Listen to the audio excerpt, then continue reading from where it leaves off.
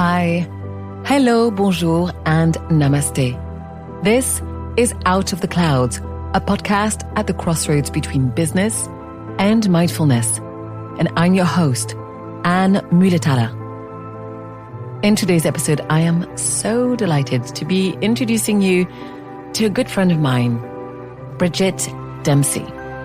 Bridgitte and I go way back, though we didn't know each other well when we were living and working in London. We got to know each other better when we both found ourselves in Paris. She stayed, I moved again, but we stay in touch. In our conversation, she tells me about her upbringing, her love of travel, and how her studies brought her to London, working in retail, and how she veered away from the path she'd imagined for herself. We explore her early career, how she started in skincare, communications, and then moved across to Lancôme. And how in a mother of all pivots, she ended up in the French capital, launching a bespoke ready-to-wear business named after her grandmother. Fast forward a little bit and we talk about the new business, which she launched a couple of years ago, Yanne Wellness, a brand that promotes healthy, beautiful skin with the goal to have us glow from the inside out. Bridgitte tells me about the ins and outs of developing the brand, the products, the key ingredients, and she talks about the support that she gets from her family, company, the Dempsey Group. We also talk about synchronicities, how Bridgitte is so strongly connected to her roots. She tells me about how inspired she is by the fabulous women in her life and by the sea. Her brand is really at the crossroads between skincare and biotechnology. So we explore the future of the beauty industry and talk about how to deal with the noise that comes from social media these days, before closing with my favorite quickfire round questions. I'm so happy to be bringing you this interview. I hope that you'll enjoy it as much as I did. Without further ado, I bring you my conversation with Bridgitte Dempsey. Enjoy. Bridgitte, welcome to Out of the Clouds. Thank you so much for being here. Thank you, Anne, for inviting me. I'm very excited to be here. We've been talking about this for a while. Yes. And I know that this is something new for you. Yeah, you're my very first podcast interview. I feel so excited. This is a huge honor because I've told you, but I'm so happy that my first podcast is with you. And I think your podcast is brilliant. So I'm honored as well. Thank you so much. Oh, I'm so happy. I love your journey and I'm excited to be asking you a lot of questions because I feel like I will get to know you better as a friend and of course also as an entrepreneur. As you are familiar with the podcast, you know that I like to ask this question to start, asking my guests to introduce who they are rather than just what they do. Okay. So that we have background and context about your personal story before we speak about the rest of your entrepreneurial and life journey, so to speak. If that's all right, will you tell us who you are? Sure, with pleasure. I think I'll start with my age. I'm 45.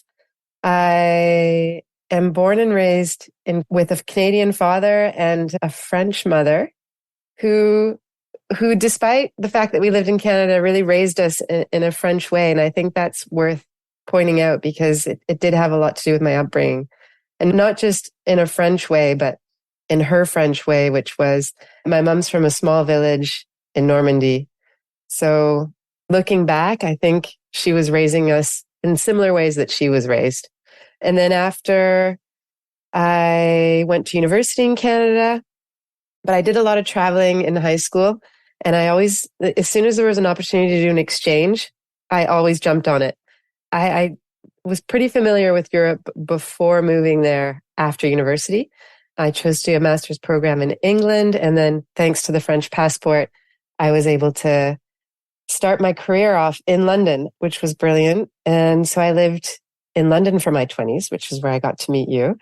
And after, I think just around when I was turning 30, I was definitely looking for a change.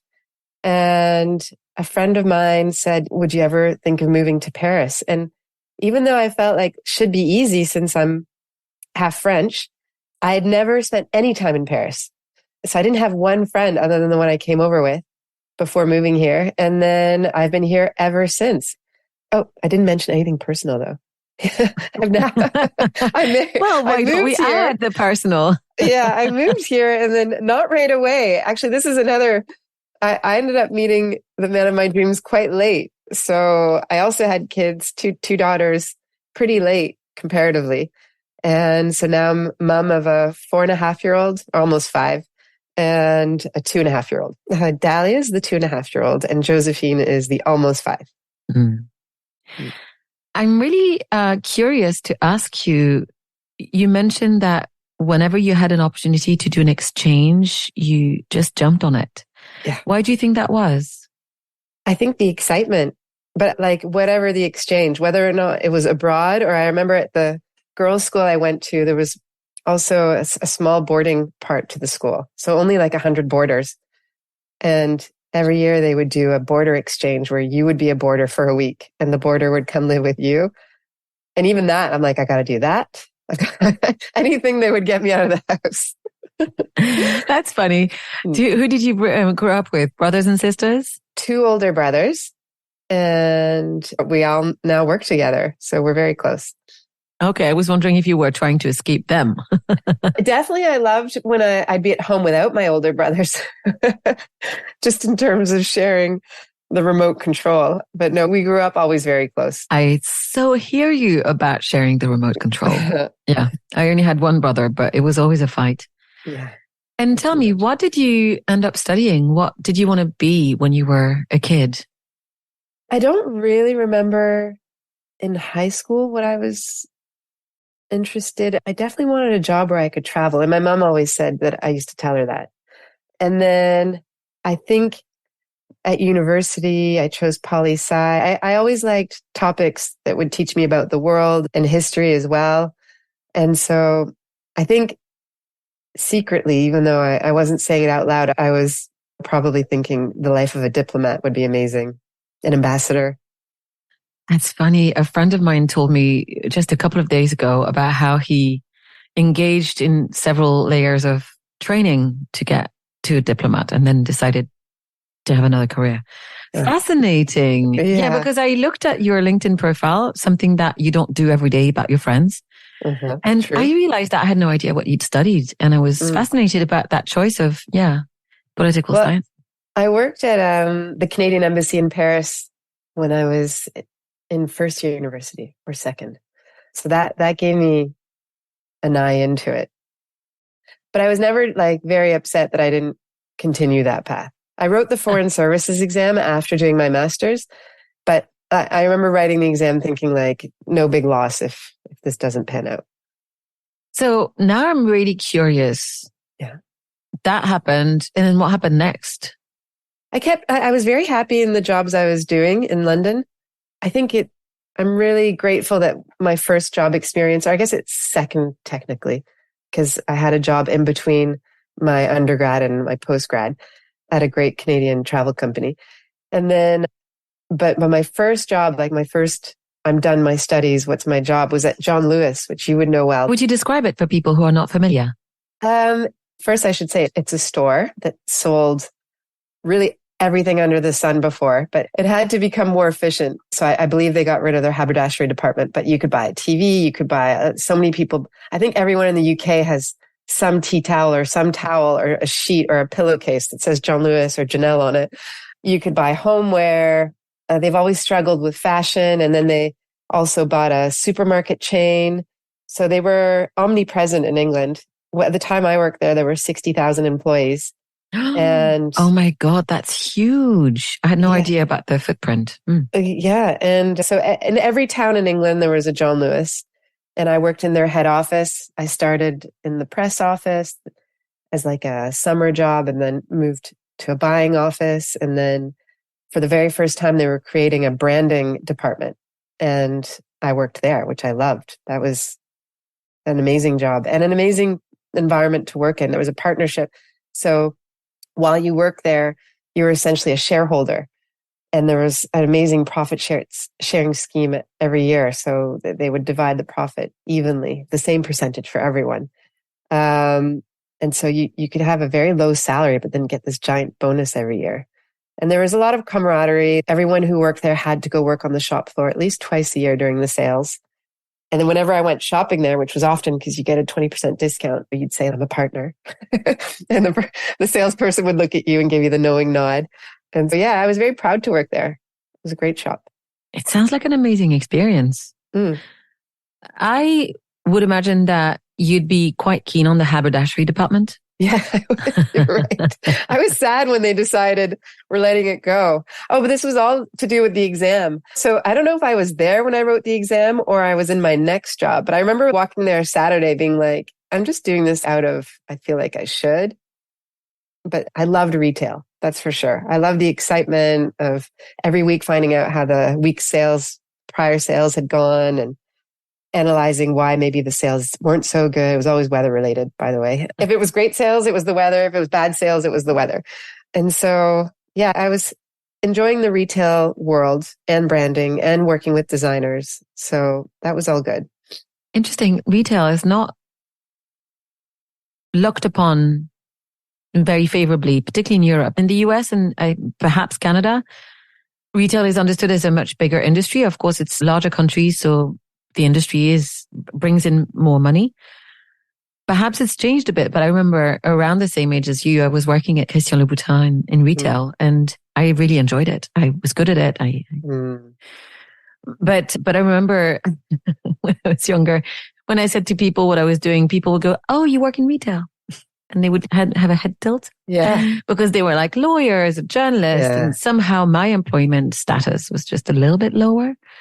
Did you find that was the same for you? I can relate, for sure. Louboutin, for me, it would have been the opposite. I would have been envying your retail job, but just because I was always drawn to luxury. I think there was a real science to it, and it is an incredible business. But I see what you mean. It wasn't perceived as, wow, you really put your studies to good use here. I think my mom would have preferred me going into law. Now people have a higher regard for it. But at the time, maybe you're right. So it must have felt like a positive transition when you ended up in communications at Lancôme. Tell me, how did you get there? There was a very important step in between. I think it was like everything at the time. You thought, if I really want to increase my salary, I've got to move jobs. And also, I did want to get into luxury. And so a friend of mine knew another woman who was hiring, and this woman was doing a startup, luxury skincare. And the company was Corner Skincare. Of course, it was Rebecca Corner, right? Yeah, exactly. And someone from Jimmy Choo put me in touch with her, Tara French Mullen, who you might know.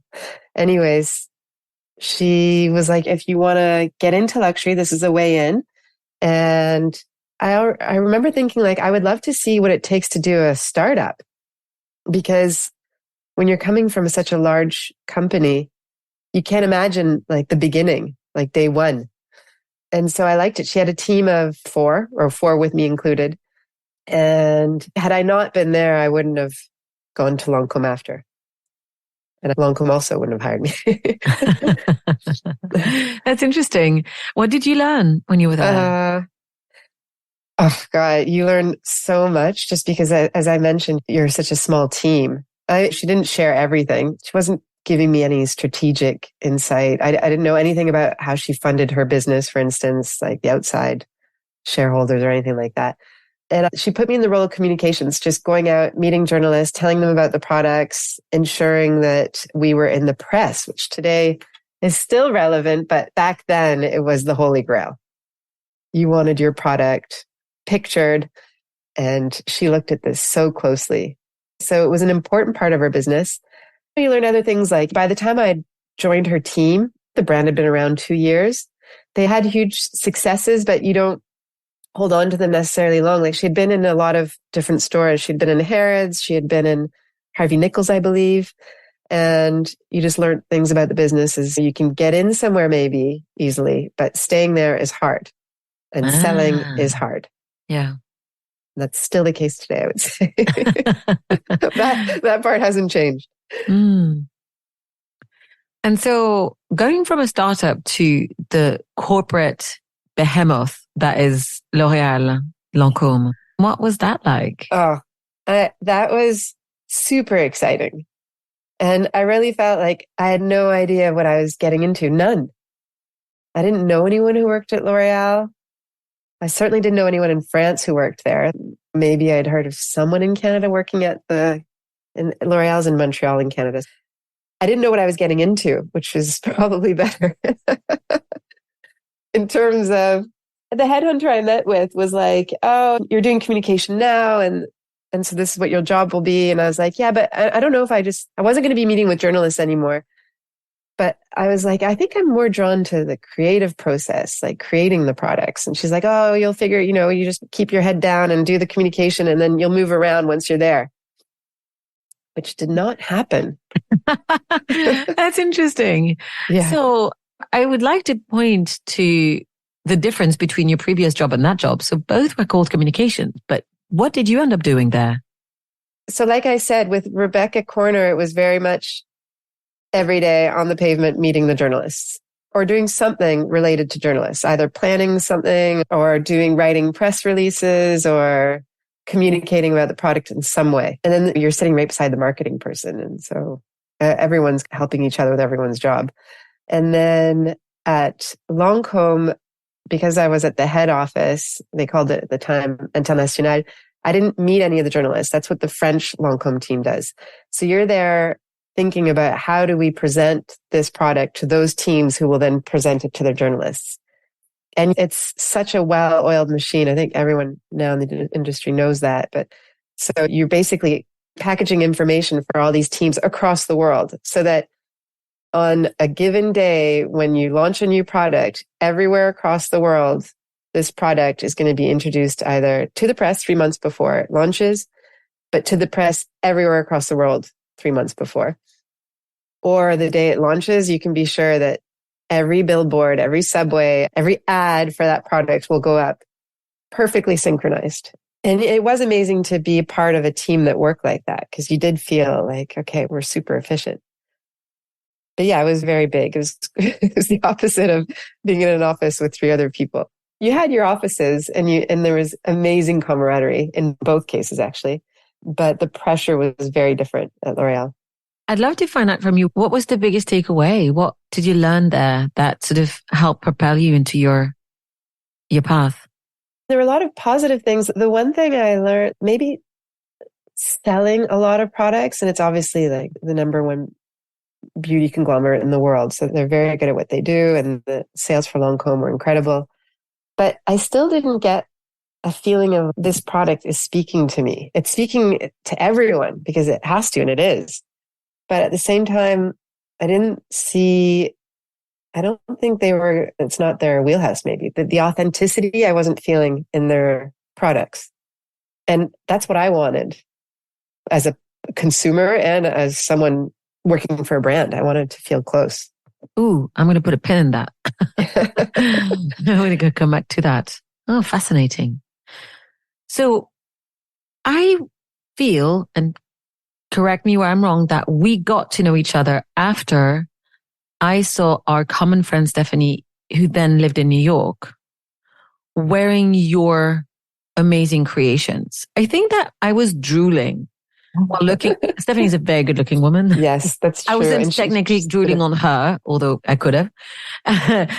But I was drooling over the amazing cape that you made her. And I was like, it's so beautiful. And I think I stared at her for a while. And then I was like, who made this? Who made this? And then she introduced us. Is that correct? Is my memory wrong? You forgot me. Yeah. And we met. It was very random. It was when I was working for Rebecca Corner. You organized like a lunch at this hotel behind John Lewis, actually. Yes. So I remember it was before Christmas. Yeah. And at the Churchill something. Exactly. And it was open kitchen, right? We dined in the kitchen. Yes. Oh, no, I remember. That was really good. I was like, I've made it. I'm being invited to a press lunch. And I'm really invited. I'm not like Rebecca saying, you can come with me.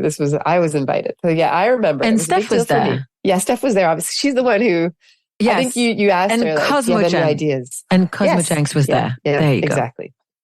Okay. So we've placed it, but then we didn't see each other for a long time. And then there was the thing where you saw the cape. I saw the cape and I was like, oh my God. Okay. So there's a big jump there. That's a really big jump. Like, how do you go from Lancôme to capes? How do you go from Lancôme to capes? Let's make this the question. How does that happen? I'm sure it doesn't happen every day. You're probably right. There, it was just like so random. When I was still at L'Oréal, I went to a party in Paris and met a Canadian woman, and she had on a fur scarf, and I started giving her compliments on it. And she's like, wouldn't it be great to just sell these things?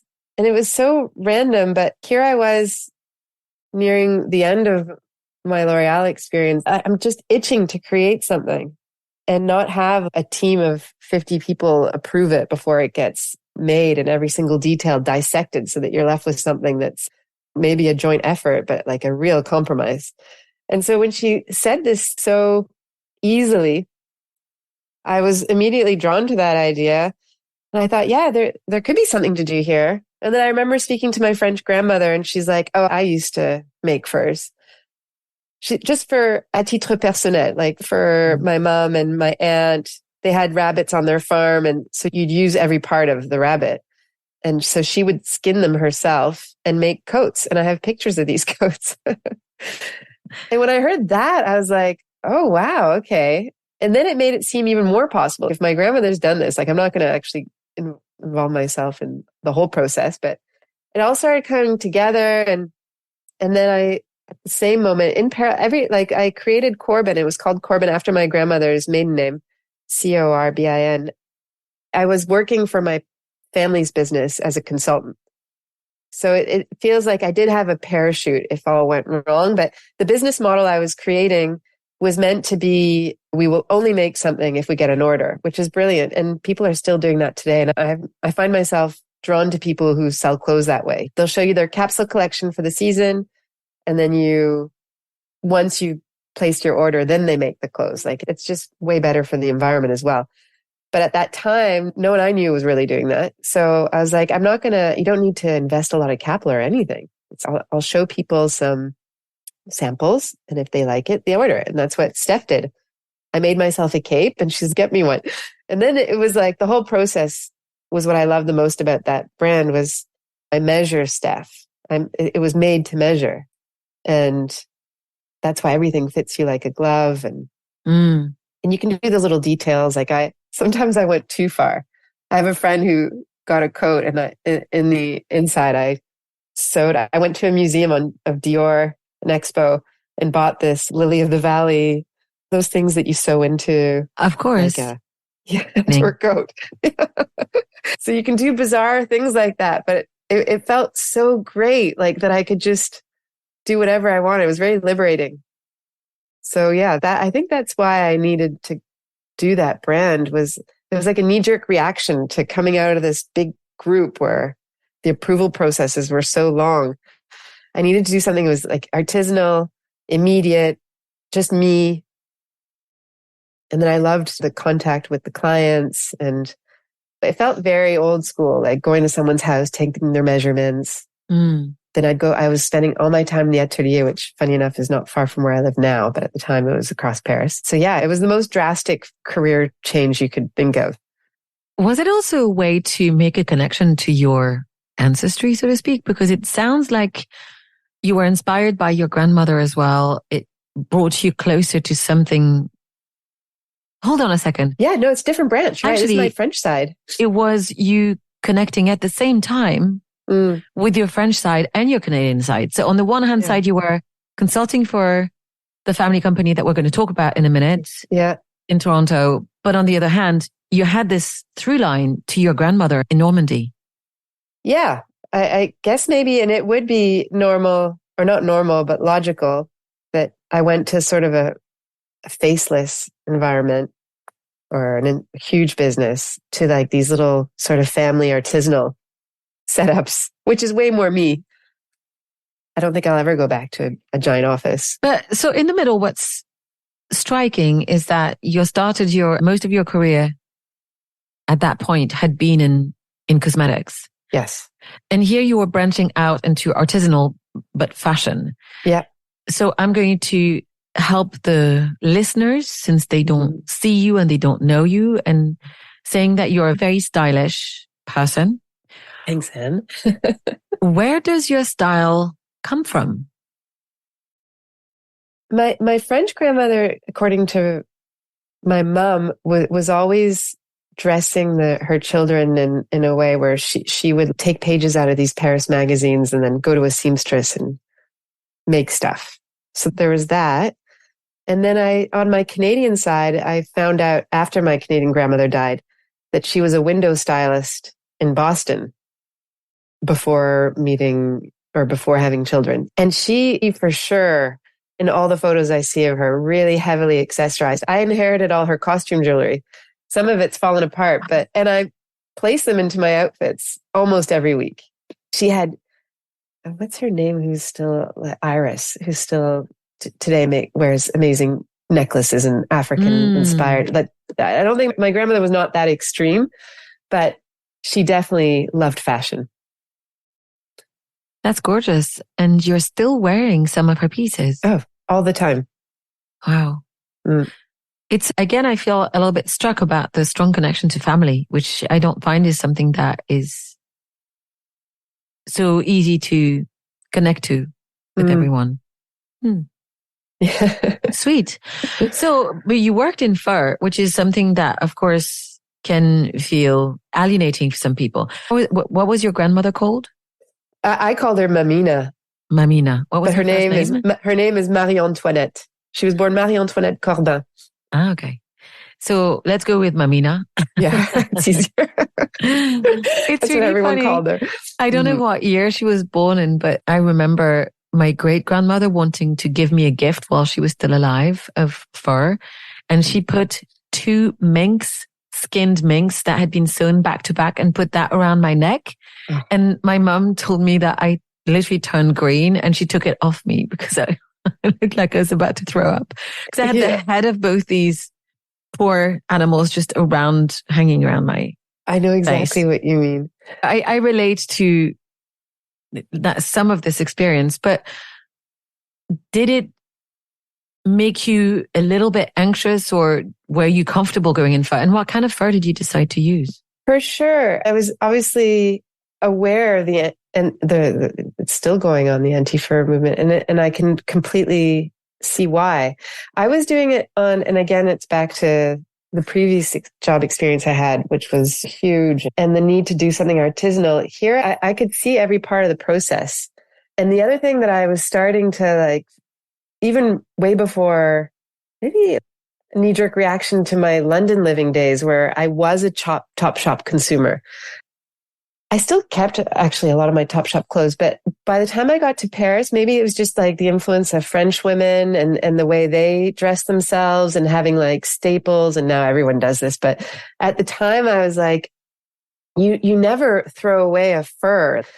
Why would you ever throw away a sheepskin coat? It just doesn't, and you make a big decision when you buy it because it will cost more. And then you hold on to it. You pass it down. Your story of a grandmother's fur. Once I got into Corbin, I think I got asked way more, can you revive my grandmother's coat rather than can I buy something new? And everyone wanted to keep their grandmother's coat or their mom's. Or can you turn my mom's mink, her 80s long ankle length mink, into a vest? Oh. So there's this idea with fur that you hold on to it. You can even restyle it. But I did make a point of knowing every part of the chain. And so I ended up really going in on the sheepskin and on this Orilag fur that comes from a rabbit. So I went to Cognac and I saw how they were raised, and the whole story, it was true. I saw it, and it was all about treating the animal in such a way that, yes, if you treat them really well, you will get a better quality fur.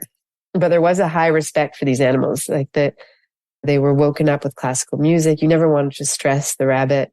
And then they would also use the rabbit for meat. And these rabbits live twice as long as other rabbits. But also rabbits in nature, they're very scared animals. And then after I would see who's making it. And this is not an anti-China comment because I really like China, actually.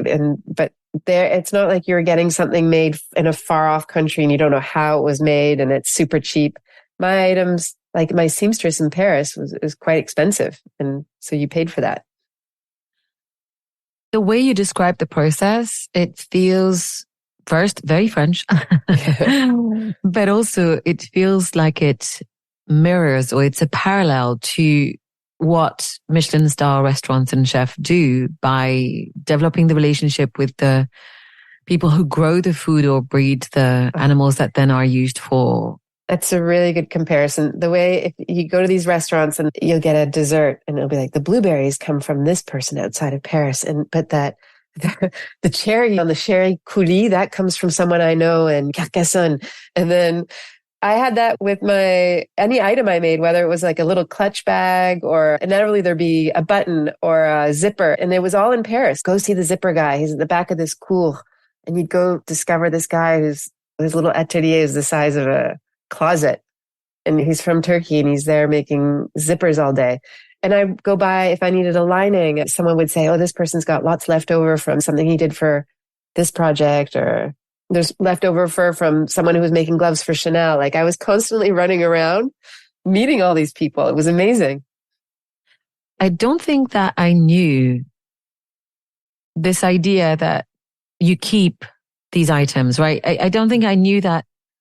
I don't want to call it perennial, but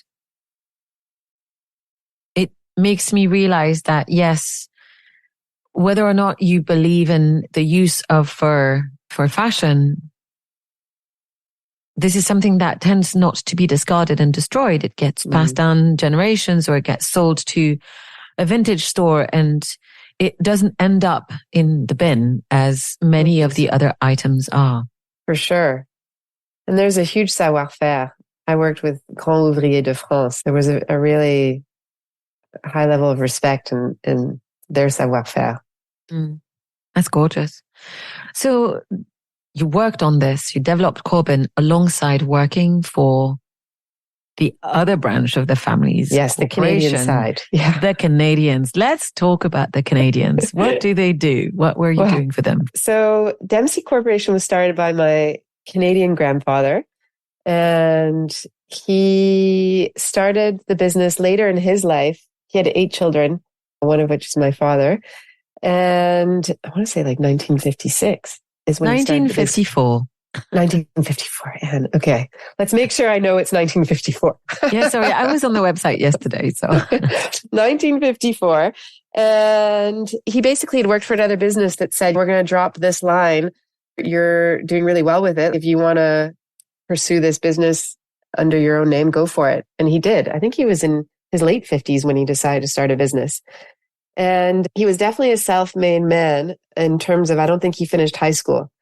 And so he, the way my father describes it is he hired basically mostly his sons, because this was in the 50s. The daughters were becoming nurses and the sons all had a flair for business, for sure. Chances are the women would have as well, the daughters. And his wife worked there too, more of in a secretarial role.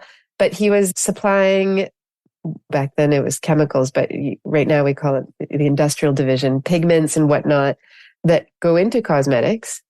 And then eventually over time, my father started running the business. My grandfather passed away.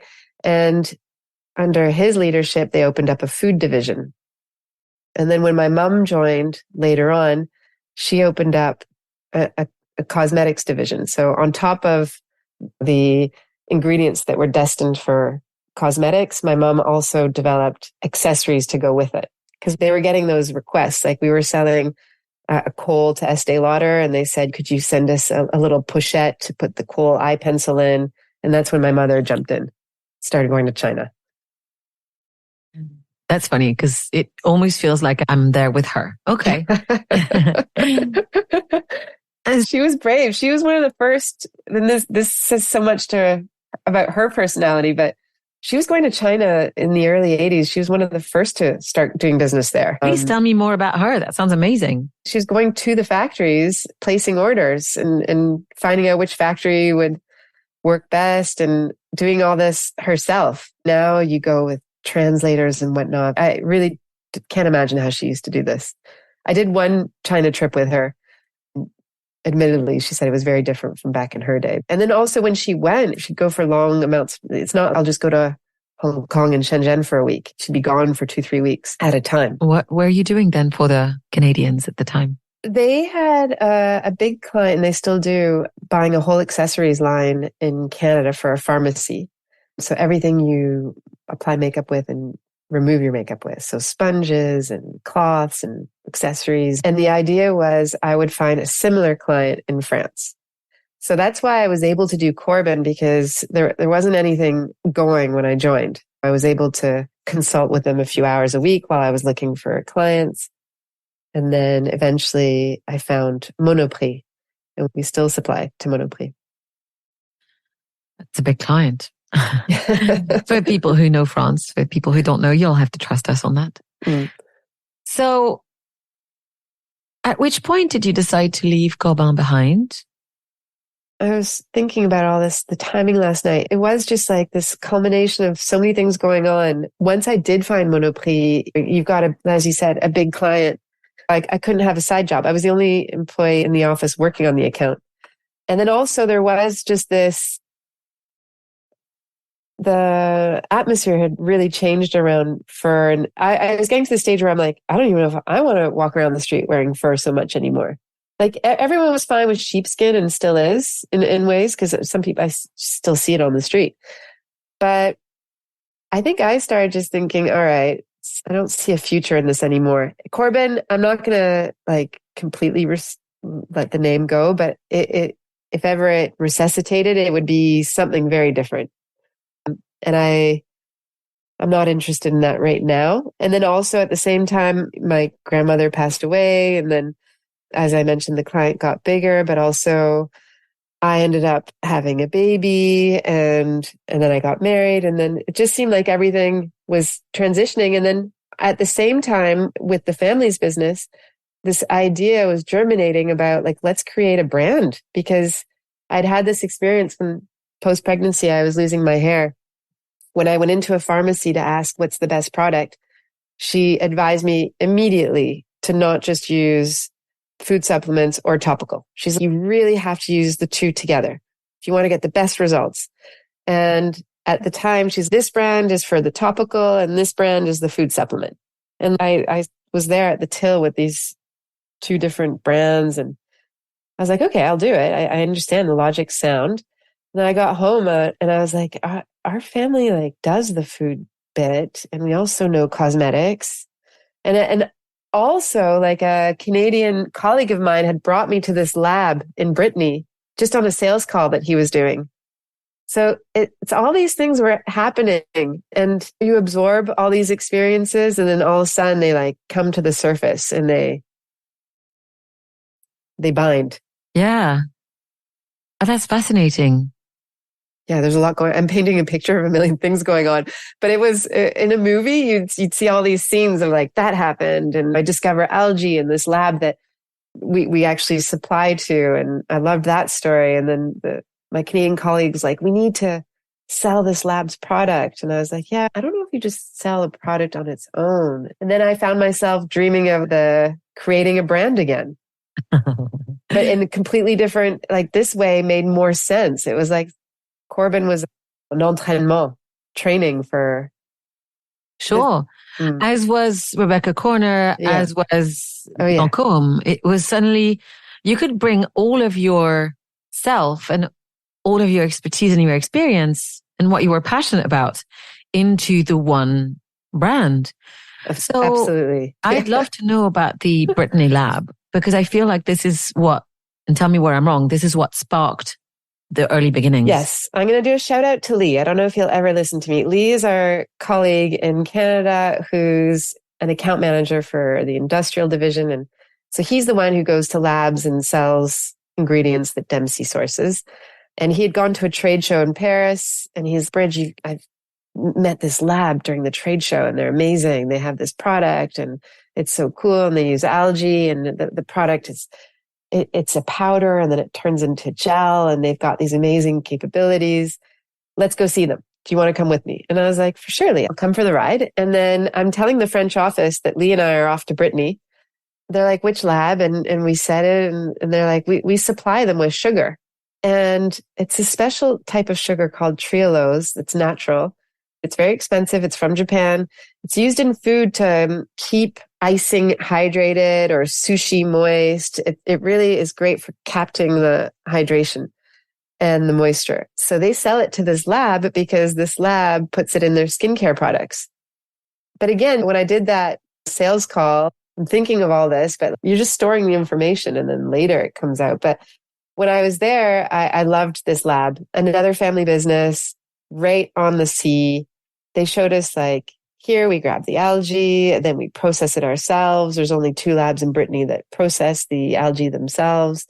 And then I kept that whole experience under my hat for, I think, almost a year before we did something with it. So yeah, Lee was the genesis, as my father says. Amazing. And so a year later, what happened? Basically, I ran the idea by my family. I'm like, I think we should create a brand here. Let's go B2C for the first time. And this is where, when you work in these family business environments, I can't compare because I haven't worked for another family business, but I do feel like at Dempsey, you can share an idea like that and no one's going to think you're crazy. And it was the opposite. Everyone was super excited right from the get-go. I'm like, we have our in-house food experts, like they can help do the formulation. And then we have this amazing relationship already with the lab. We're not just starting something out of nowhere with, no intel and no relationship. Right away, they're like, okay, what would it look like? And then I get into the part I love the most, which is branding. And I had met a designer when I worked at L'Oreal. You have pivotal meetings in your career or life, and meeting Guillemette was one of them. So when I needed to do a logo for Yanne Wellness, we'd stayed friends anyways, but she understood where I was trying to go with this brand. And so we started working on what would you call it? I think it was funny. I had the reveal of the logo and the name at the same time. I didn't want to tell them I'm naming something after Mummy, just because I didn't know how they would react. I thought, let's show them how cool it could look. And then even my mom, I was like, I'm surprised she's not more shaken up by this, but she loves it now. So you called the brand after your mother? Yes. I missed a step, but yes. And and you spell her name? Yanne. And it is pronounced? Yanne. Yanne Wellness. Yeah.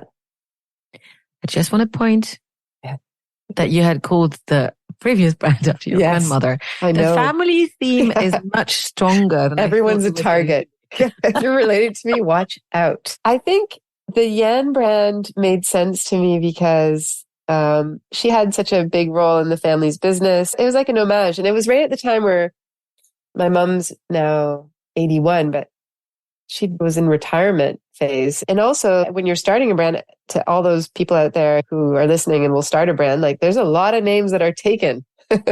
And you can't just name something exactly what you want. I don't know what I would have done anyways, but I knew Yanne wasn't taken. And then her name is a Brittany name, even though she's from Normandy. Her name's a made up name, by the way, with an E.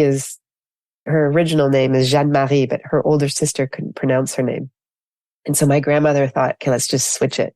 Good for her to change it to Yanne. Jeanne-Marie Wellness, probably. That'd be a harder sell. Yeah. It's funny because with my colleague Celeste, who's been with me almost from the beginning, when I explained to her, I'm like, Yanne's such a dynamic name. She's really like I guess it's because that's the way I see my mom. But Selene, she wasn't familiar with my mom. And I guess Yanne, was an older person's name in France now. Like it's maybe like an Yvonne. I don't know. For me, I see dynamic. It's fresh. It's funny. It's not too feminine. It's not masculine, even though Yanne without an E is very masculine in France. It's going to be a man's name, but it's soft, but it's fresh. Yeah, I don't have the same vision as Selene either. For me, it's also quite fresh as a name. So I guess we all project depending on the people we know. Yeah, exactly. And so there you had it. You did the reveal. Yeah. What did the family say? So they didn't blink an eye. They were like, yay, great. Yeah, no one said no. That's for sure. I guess I put them in a position. How could my brothers be like, terrible name? I love that. Yeah, it was almost like a trap. You had to say you liked it. And then everyone, I think the spirit of the company is really, okay, let's try it. Let's see if it works. And everyone's hugely supportive, not just in my family, but really I feel the whole company. That sounds great. So tell us a little bit about what Yanne Wellness stands for. What's unique about the brand? So there is that aspect where we're combining food supplements with cosmetics. So the idea is if you want to feel great, you can't just lean in on one. You got to use both. So someone like you, I know you were probably using both for years now, but it's great to have a brand that's really watching the ingredients going into both, because you can have some interesting synergies between products. And then on top of that, if I look at one of the greatest inspirations for this brand is definitely the sea. And in Normandy, we have a family home by the sea. And so all my summers were spent like that was the outing. You just go to the beach. And it was also something that was always associated with health and wellness in terms of if you weren't feeling well, my grandmother would be like, just go jump in the water. And if I had a bobo or a scab or a wound, it would be like the water. So even as a kid, I remember bringing algae back into my bath. Just thinking I loved the seaweed. I wasn't one of those kids that was scared of it. Like I'm walking right through it. Mm-hmm. Can't see my legs and I love it. And I'm the opposite. Yeah. I always thought there was something cool about it. And soothing. And then France has these thalassos, which I don't know if everyone's aware. They're these spas. They're located along the ocean, and they're using all the elements of the sea to make their clients feel better, whether it's a seaweed wrap or looking at what you eat. But the idea really also comes from breathing in sea air is so good for you. The l'air iodé.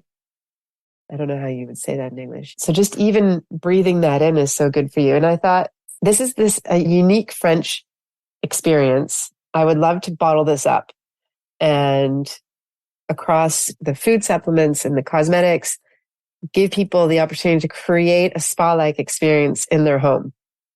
You've got to believe in the goodness of the sea, which would be hard not to. Like there's lots of studies that people who live by the ocean are happier or feel better. And then, so yeah, those were the USP is really this thalasso at home experience. We're calling it neo thalasso because thalassos can feel old fashioned. Yeah, old fashioned. Everyone's walking around in white robes, probably a lot older than you and me, Anne. and they've got like their plastic bracelet for finding their next appointment. Yeah, you're not making it sexy just even talking about it. So I don't even know if I want to go. I know I don't necessarily want to go to a thalasso for the weekend. Like I'd rather have thalasso products and do it at home. That's the truth. So it's also more affordable. So yeah, those are the USPs. And then the fact that it's a family business brand. I don't know if that speaks to a lot of people, but it's a brand where you're allowed to launch a product because it makes sense for you. It's not like there's no marketing team that said, right now, this is trending. Like you have to come out with this product. And it has to have these ingredients in order to meet this price point. Oh, and I forgot to mention it's for women over 40. But what would women over 40, what would make them happy? What can give them these moments of serenity and wellness? What are they looking for? And as I mentioned earlier, I'm 45. So that's why I targeted these women. But then it's just funny the way it works out. Everyone who's in the team in Canada and France who helps us on this project, a lot of women and a lot of us over 40. Interesting. Mm-hmm. I'm going to ask you to get more into the product because I'd love for you to explain when you talk about food supplements, what did you bring to market? What made sense for you with the know-how of your Dempsey Group teams and the women that you wanted to serve? I don't want to ever launch like 60 products or whatever. We had to start with like, what's going to be our first food supplement? And again, because I wanted the sea inspiration, we started with magnesium because 76% of women are missing magnesium, have a deficiency. And it's 72% of men. So I thought, okay, we should have an interested audience with this product. At the time, we used marine magnesium. We've now changed the type. And we've combined it with hyaluronic acid, which is really well known in skincare. It's less well known that it works super well on your joints.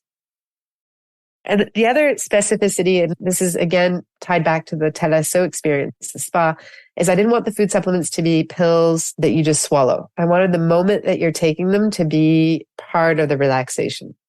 So I'm forcing you to sit down for 5 minutes and drink something. There's your punishment. The beauty drink was the first drink. It was, we're going to put hyaluronic acid in our skincare, but we're also going to put it in our food supplement. And you're going to get this ingredient, the sugar, like you can do multiple things with one ingredient and you're going to ingest it. Often it's just sitting in your products, but here it's actually going to go through your body. Yeah, I went with, like in French, you say les valeurs sûres. Food supplements, I didn't want to go with things that are maybe very trendy, but no scientific evidence. So I wanted to use ingredients that everyone recognized, that were clinically proven, so that even though we're a small indie brand, you could still trust us based on the ingredients that we're using. And then our forte at Dempsey is just to make this taste good. We're really into flavors as well. And there, it was funny because we launched it during COVID. And so we were doing everything by Zoom, and the Canadian girls and the US girls were tasting it. And we all have very different tastes. They love sweet stuff. Celine and I were like, okay, we're going to take in their opinions, but we're definitely not doing a blueberry or strawberry or watermelon or, lychee drink. Then the next food supplement after that was probiotics and prebiotics. And that was for sure a reaction to COVID. I thought, right now, everything we've gone through, I'm more reason ever to look at a food supplement that will make you feel like your health is, you've got some control over it. Just because of everything we went through and people are falling sick all around you. And I'm sick right now, actually. It's not a good sell but building your immune system. And you do have to get sick, by the way. I'm not trying to come out with products that a promise of you'll never get sick. I was telling my brother last night, he's like, oh, the kids have COVID. I'm like, you need to get sick. This is how you build your immune system and keep it in shape. Yeah. But I knew probiotics are one natural way to maintain your immunity, your immune system. So that was the second product. And again, something that I didn't want a pill. So you put it on your tongue, it's powder.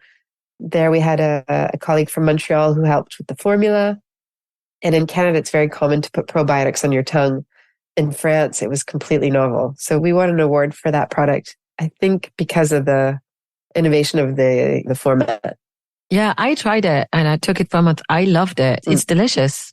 It's delicious there. The irony is, even though we're good at flavoring, we took an inulin, a fiber, which is the prebiotic that feeds the probiotic. We had such a nice grade quality that comes from chicory. And we were just like, let's not add a flavor, actually.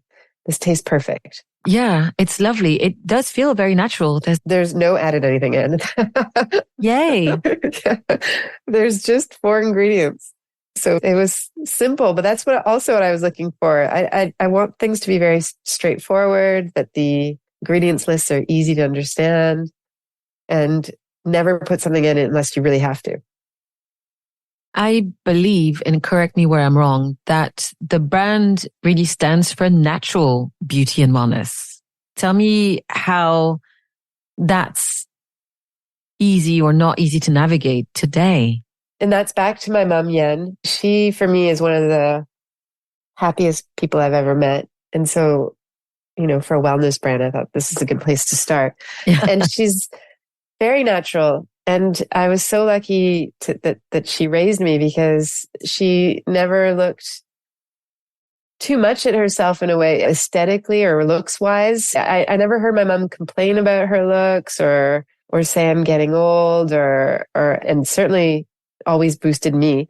So for instance, I'm not going to make any anti-age products, and I just want you to have glowing, great skin.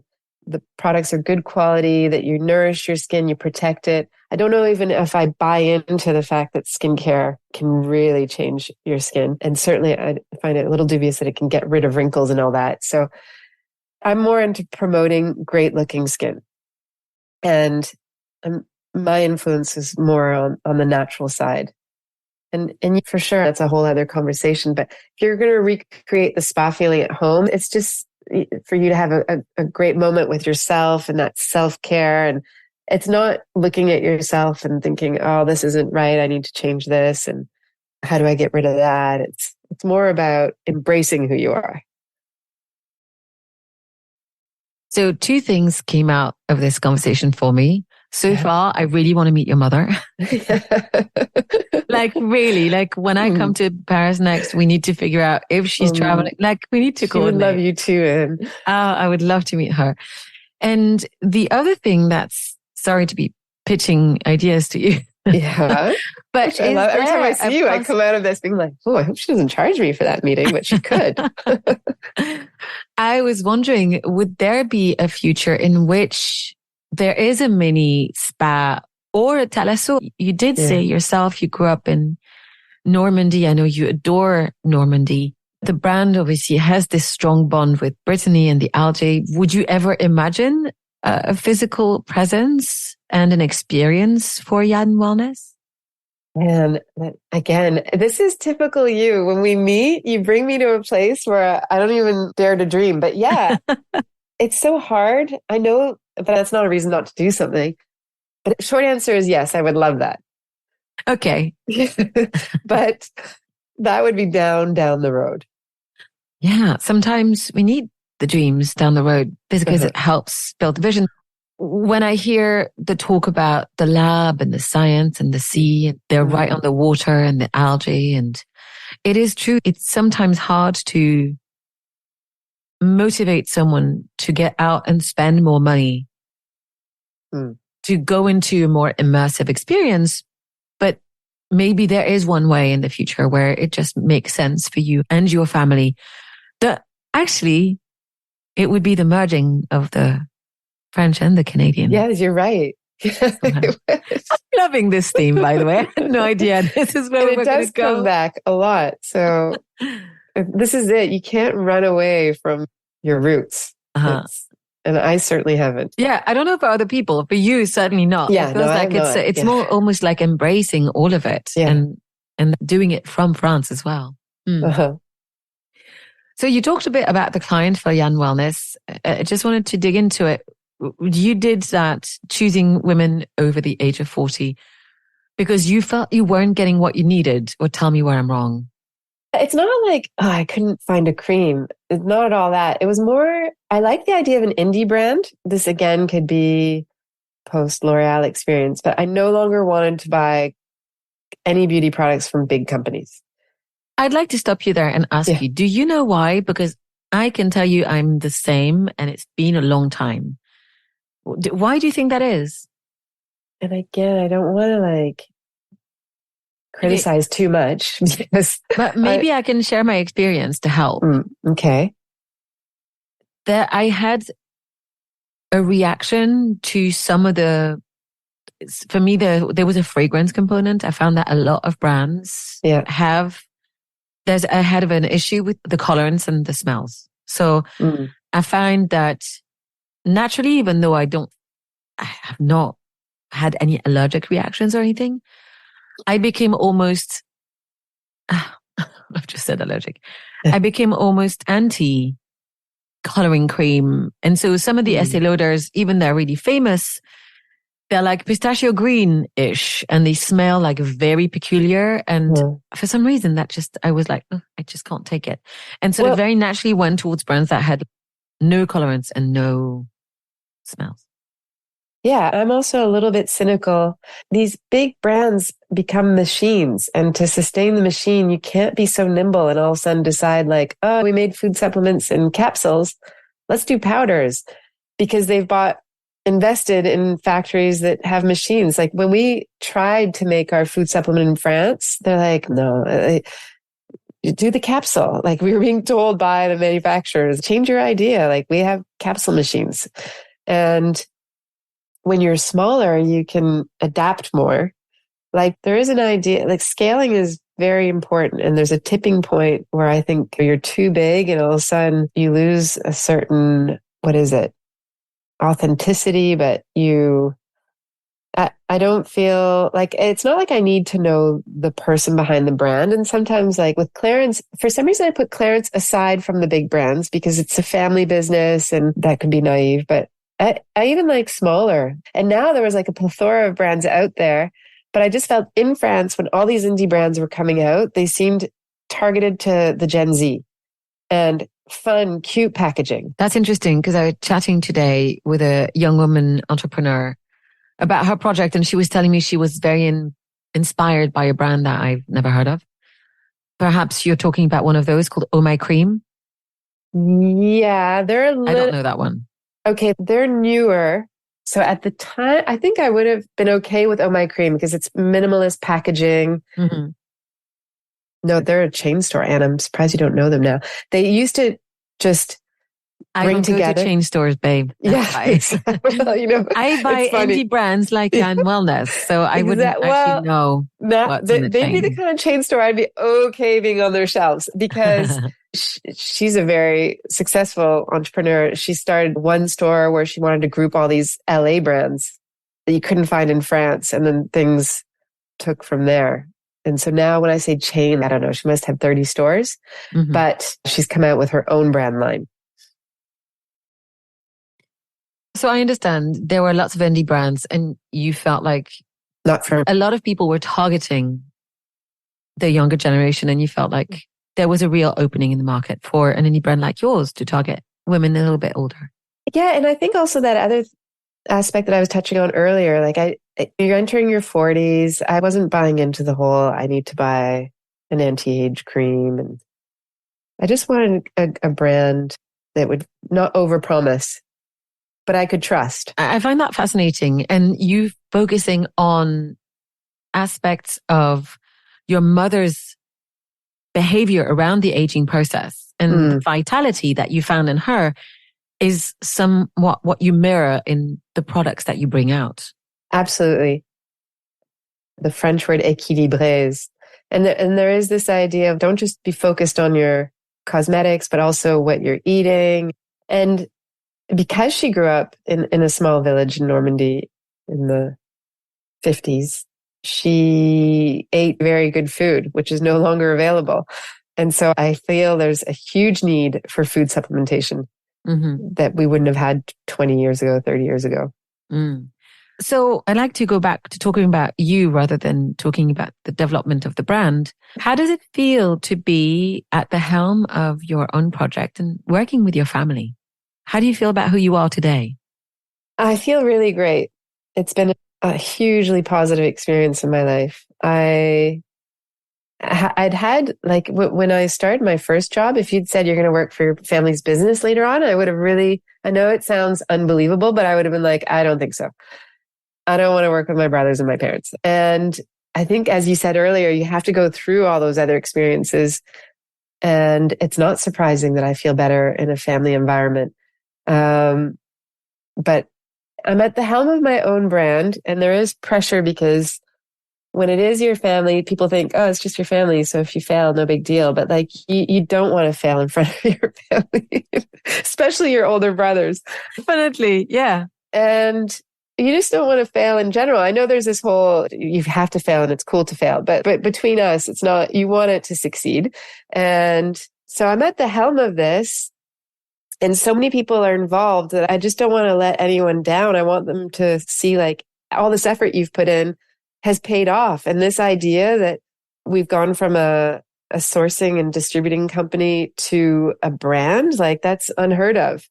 And yet I think it's achievable. And I know it is. So there is pressure, but at the same time, I can't compare myself to those other founders who have mortgaged their home and it's do or die, which is a great place to be in because I don't make decisions like everything, is this good for the brand? Not like, will I be able to pay people next month if I do this? And that's a luxury position to be in. I'd love to ask you, this is not the kind of podcast where we try to give advice to people, but your path is particularly interesting because you launched the brand only 2 years ago.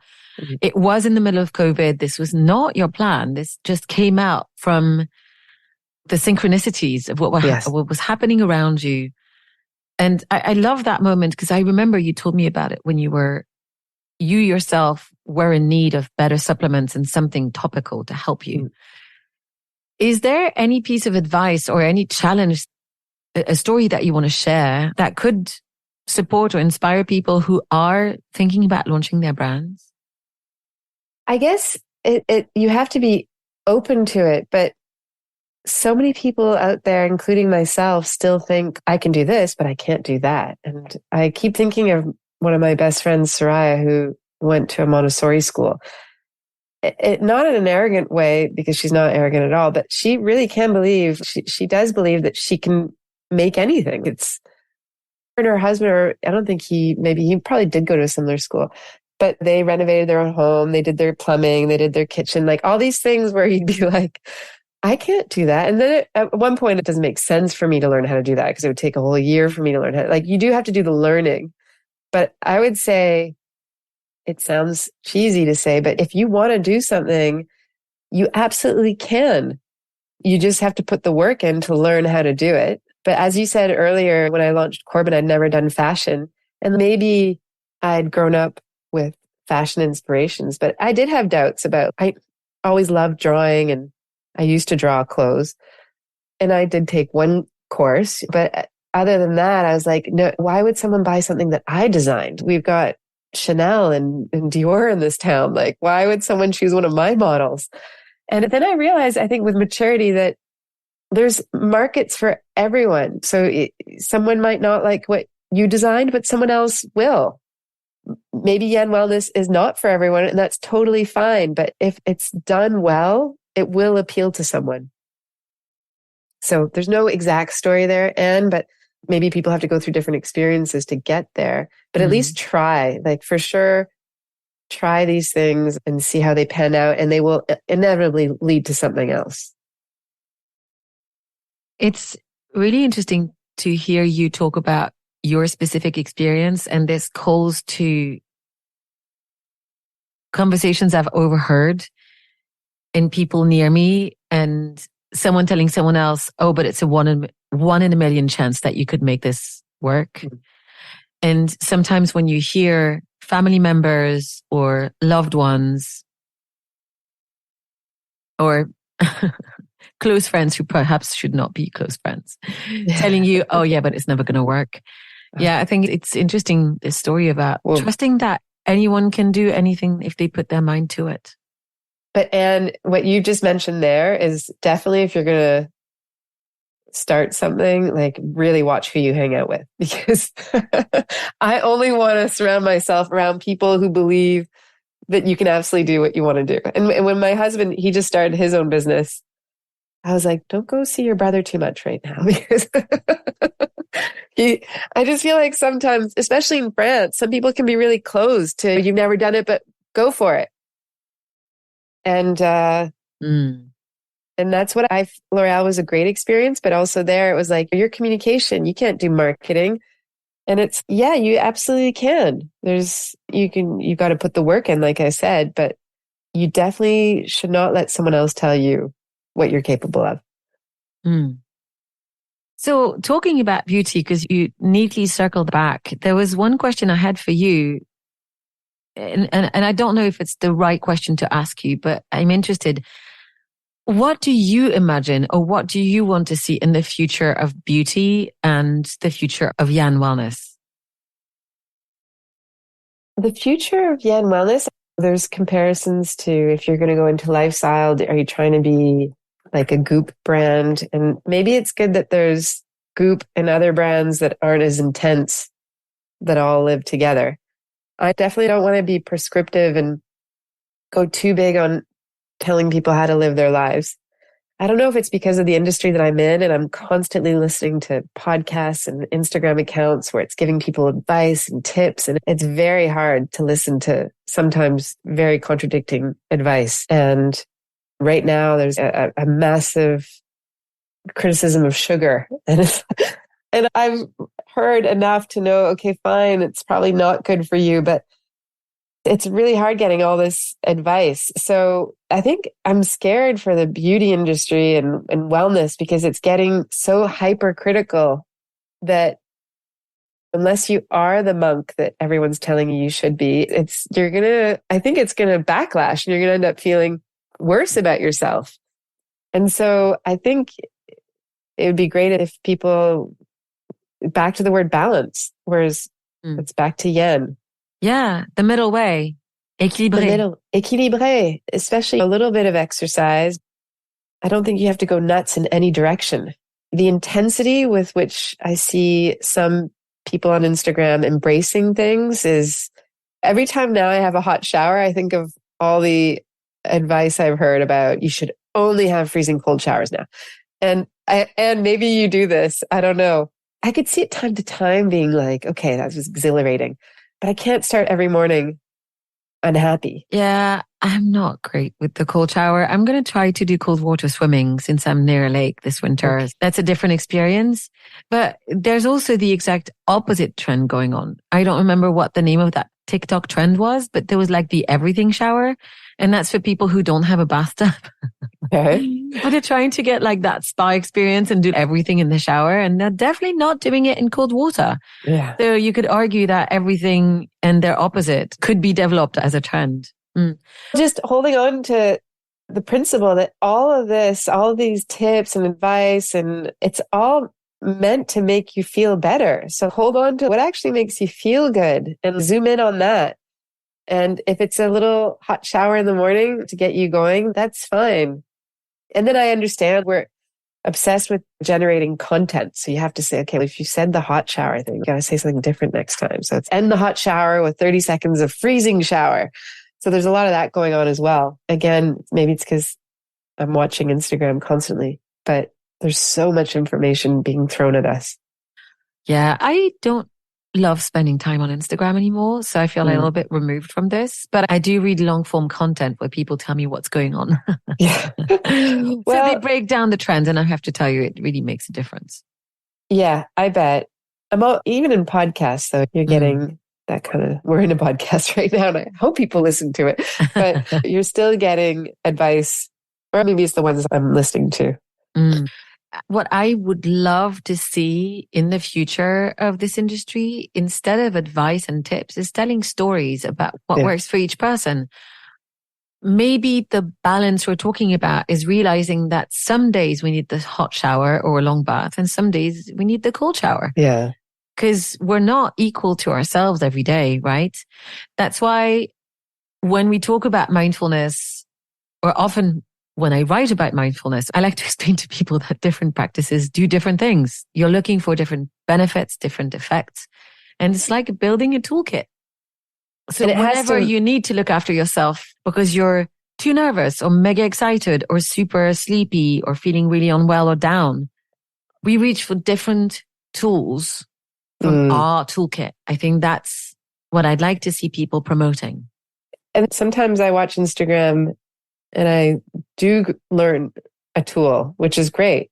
Like 2 years ago, I learned all about breathing to calm you down. And sometimes I'll breathe, I hope it's not noticeable, but like in a meeting, if I'm feeling tense, I'll start practicing my breathing. And it really does help. So there's great information going around as well. Yeah, perhaps the difficulty with the content that we're bombarded with on platforms like TikTok or Instagram is it's too short. Sometimes you do need to delve in the deeper learning so that you can just own that stuff.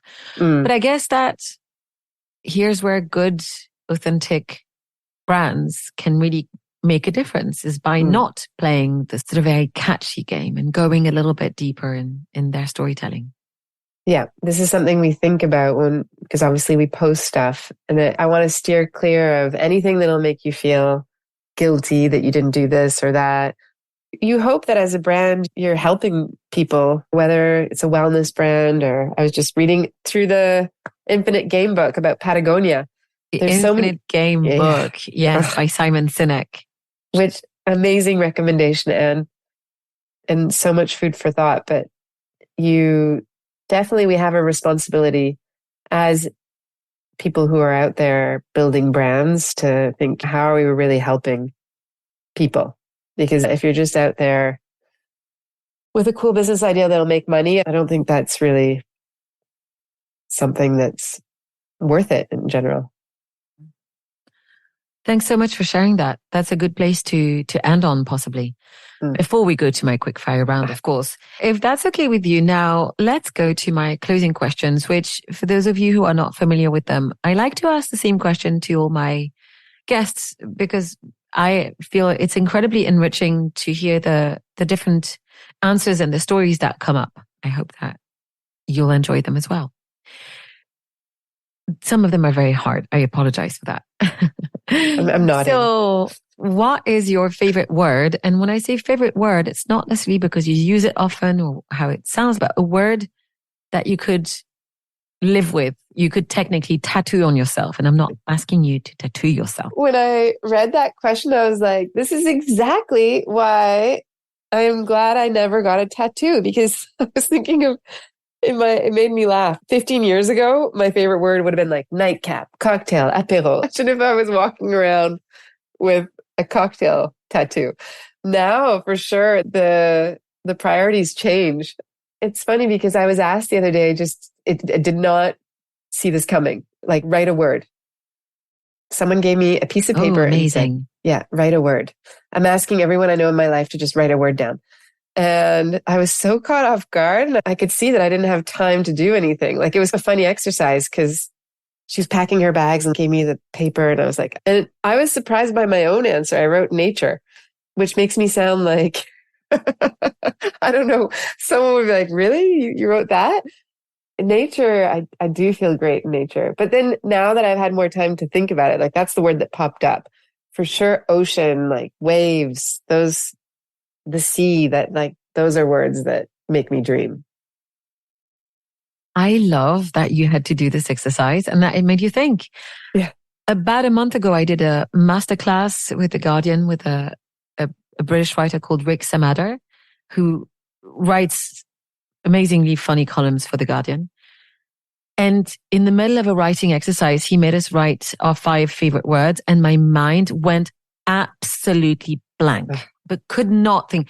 And the words that came through were super weird. And I looked at them, and it was a very short exercise, like maybe 2 or 3 minutes. And then I realized that all of the words actually were related to my tone of voice. Either my voice now or the tone of my written voice. It blew my mind. So yeah, really cool. Yeah. I mean, ocean, nature.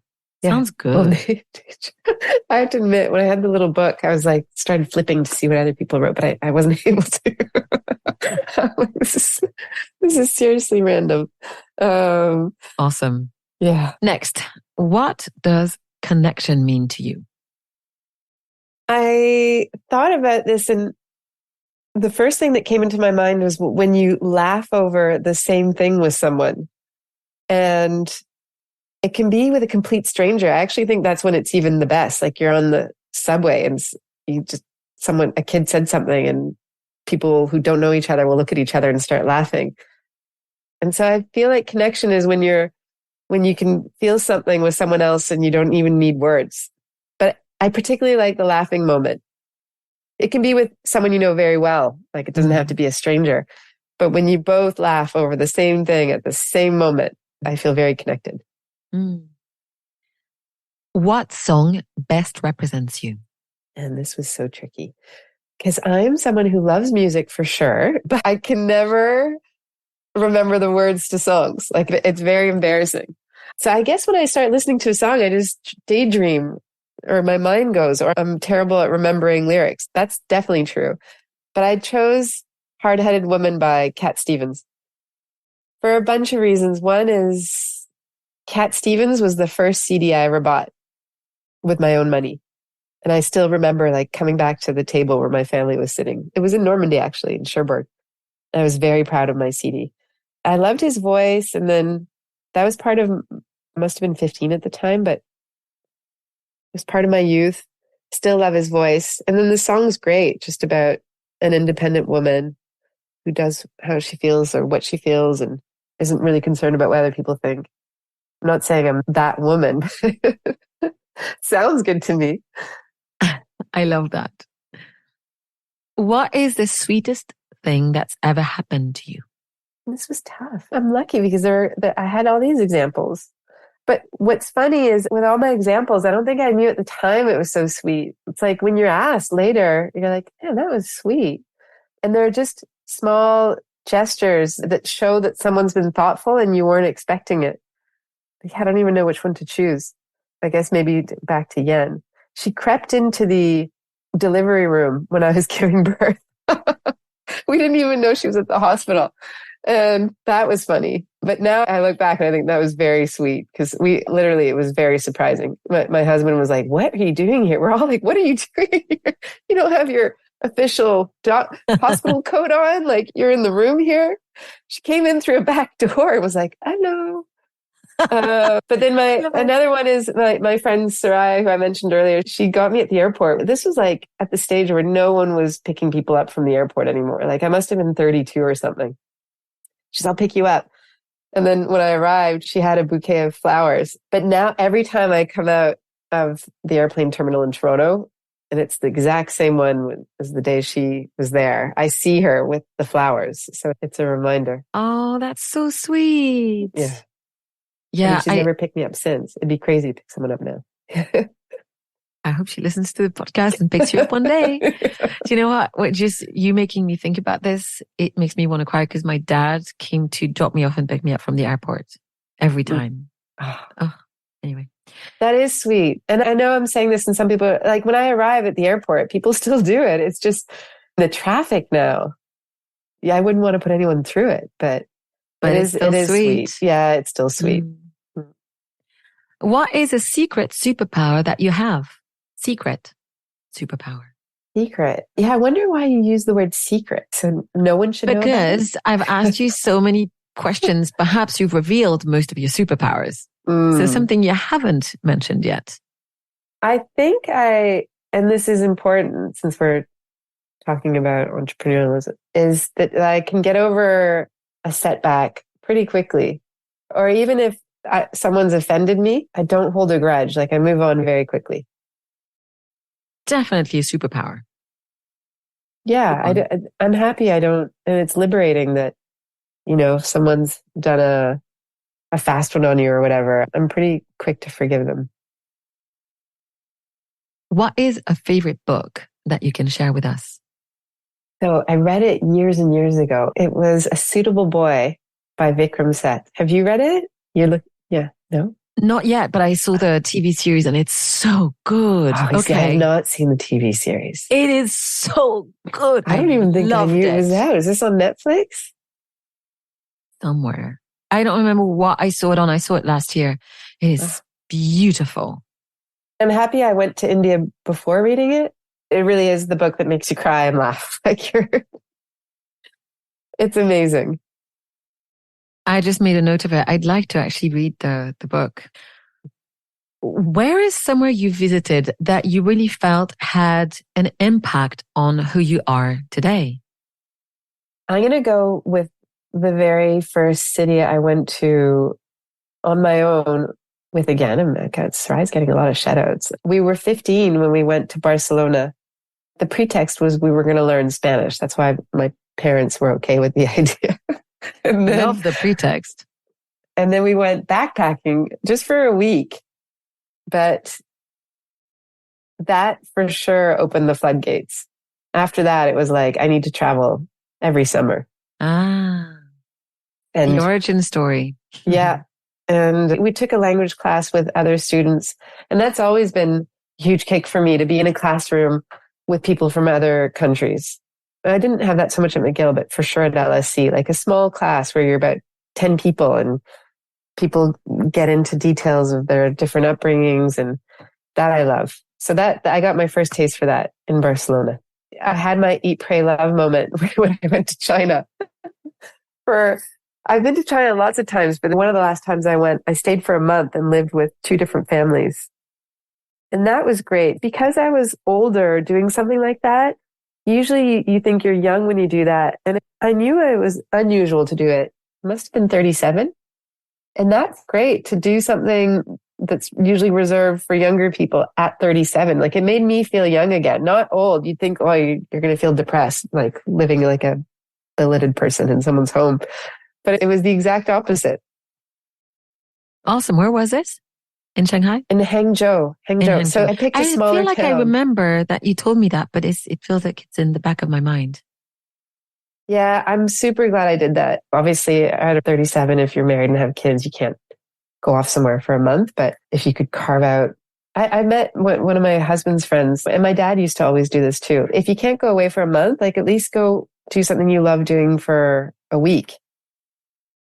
Even if you do have your family and whatnot to look after, it's great to keep learning something.